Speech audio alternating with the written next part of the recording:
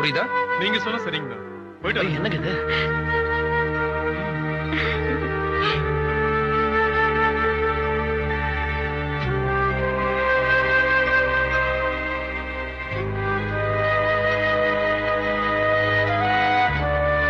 ராஜா நில்லுங்க.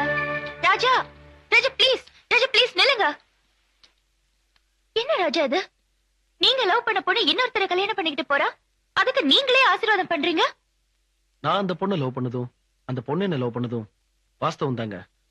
ஆனா இடையில ஒரு 2 வருஷம் இடைவெளி விழுந்துருச்சு. அந்த கேப்ல அந்த பொண்ணு வேற ஒருத்தனை லவ் பண்ணிடுச்சுங்க.